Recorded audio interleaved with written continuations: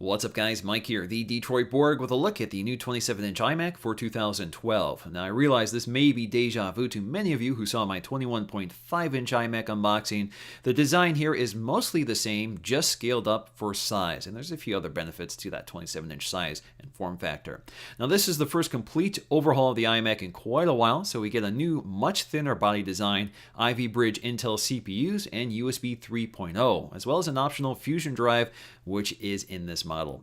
Now, since this is my main production machine, I've really gone out all on this one. This one has all the boxes checked on it, so I've went with the 3.4 GHz quad-core i7, a 3 TB Fusion drive, and I also have the GeForce GTX 6800 MX with 2 gigs of dedicated GDDR5 RAM. I'm upgrading the RAM myself, so I stuck with the 8 gigs, and I'm going to upgrade this to 32 gigs, and I will be doing that in this video, so stay tuned for that. Now, once again, we have that distinctive trapezoidal box, which makes packaging much more stable for transport.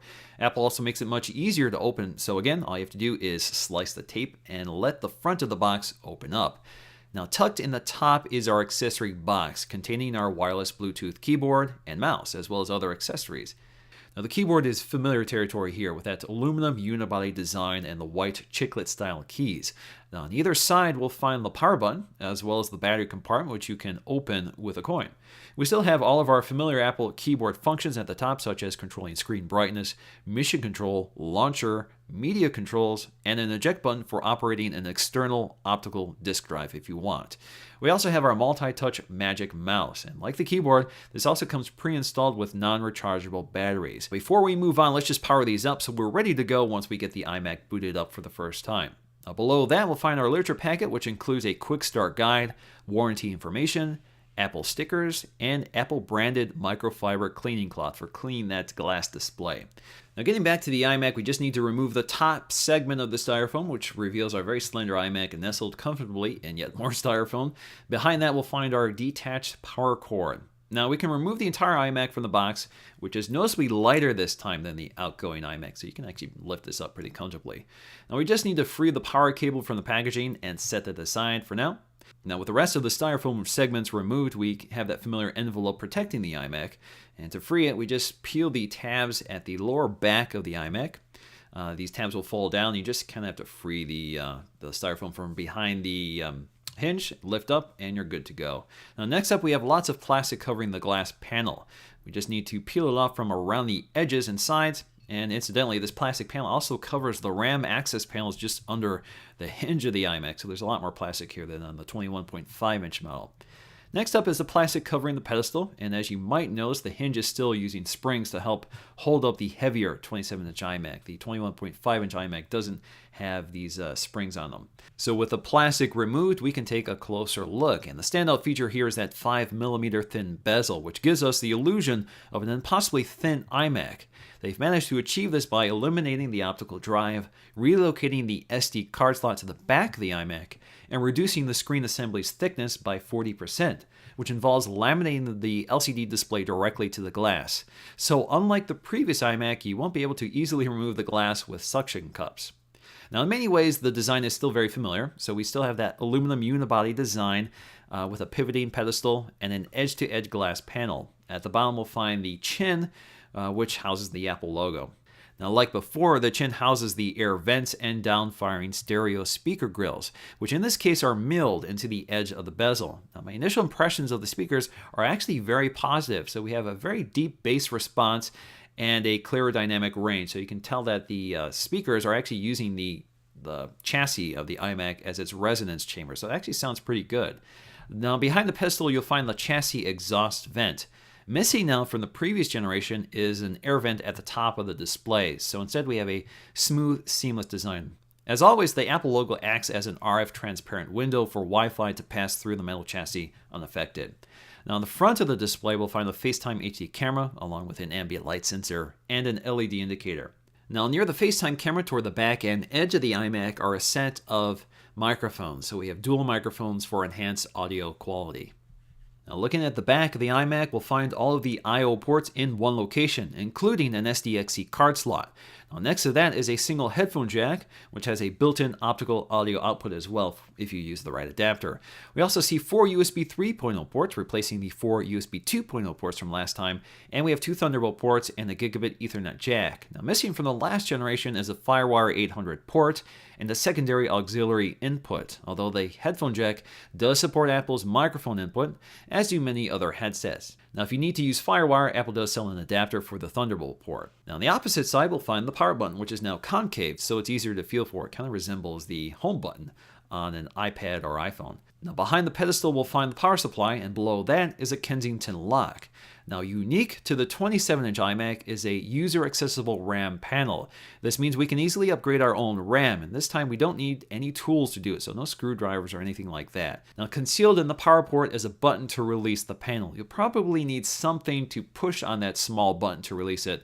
In this case, I just used my SD card.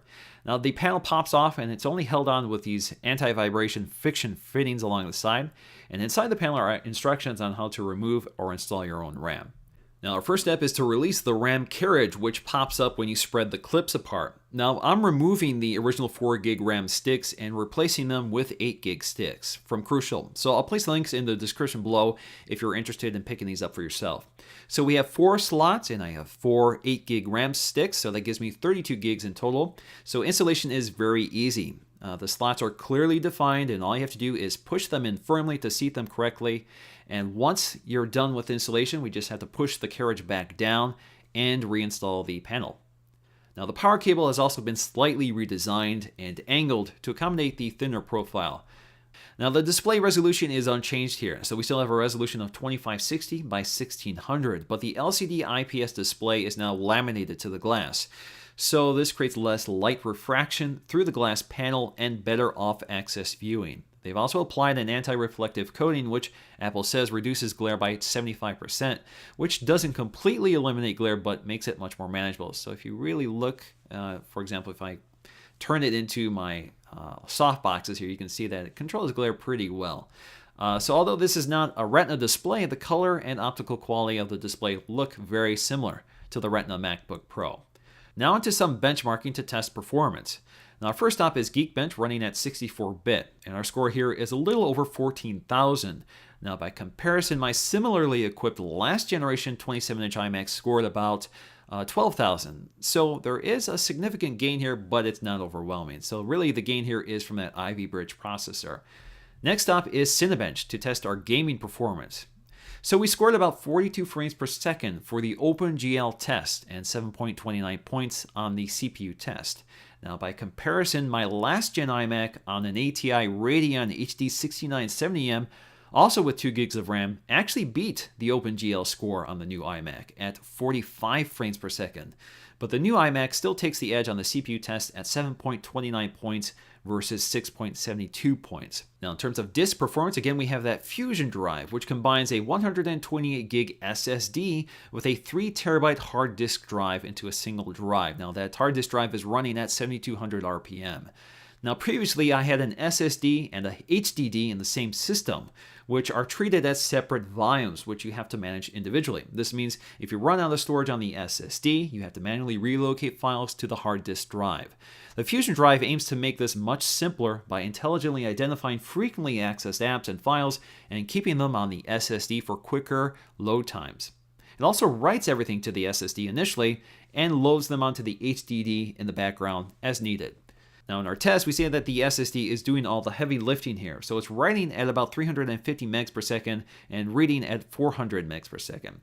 This makes the system very fast to load apps and the operating system, and we can demonstrate this by launching all of the apps simultaneously, which is a pretty fun party trick with SSDs. You couldn't do this with an HDD. It would take forever.